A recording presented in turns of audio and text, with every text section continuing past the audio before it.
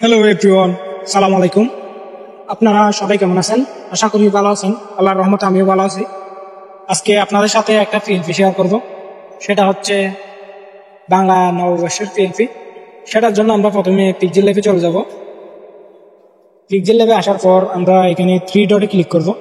Three ডটে click করার পর ওপেন পিএলপিতে ক্লিক করব।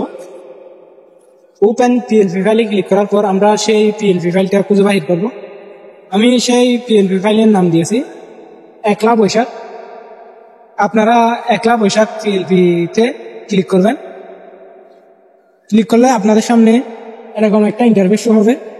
আপনি এখানে আপনার ইচ্ছা মতো কাস্টমাইজেশন করতে পারবেন। আপনার যেখানে যেটা পরিবর্তন করার ইচ্ছা সেগুলো পরিবর্তন করতে পারবেন। প্রথমে আমি আমার ছবিটা পরিবর্তন করে দেখাচ্ছি। সেটার জন্য প্রথমে আমি লকটা সারিয়ে নিলাম। এই ছবিটা পরিবর্তন করার জন্য আমরা গ্যালারি থেকে একটা ব্যাকগ্রাউন্ড রিমুভ করা ছবি নিয়ে আসবো। ব্যাকগ্রাউন্ড রিমুভ করা ছবি নিয়ে আসার জন্য আমরা প্রথমে গ্যালারিতে চলে যাব।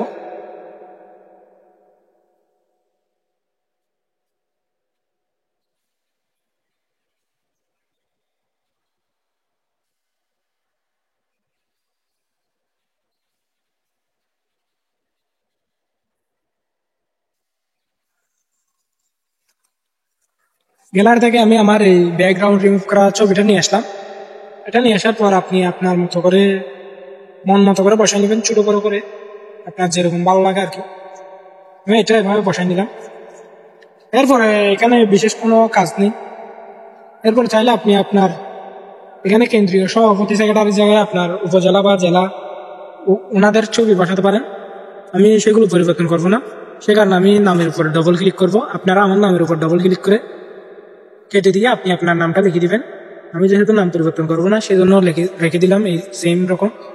এরপরে আপনি আপনার পদবি লেখার জন্য আমি যেখানে ইউটিউব ও কন্টেন্ট ক্রিয়েটর সেটা দিচ্ছি, সেখানে ডবল ক্লিক করে আপনি আপনার পদবিটা লিখে দিবেন। সবগুলো লিখে দেওয়ার পর ভালোভাবে দেখে পরে সেভ করে নেবেন। পিএলপিটা সেভ করার জন্য এখানে চলে যাবেন। এখান থেকে পিএনজিতে দিবেন, আল্টাতে দিবেন, সেভ টু গ্যালারিতে দিলে ডিজাইনটা আপনার গ্যালারিতে চলে যাবে।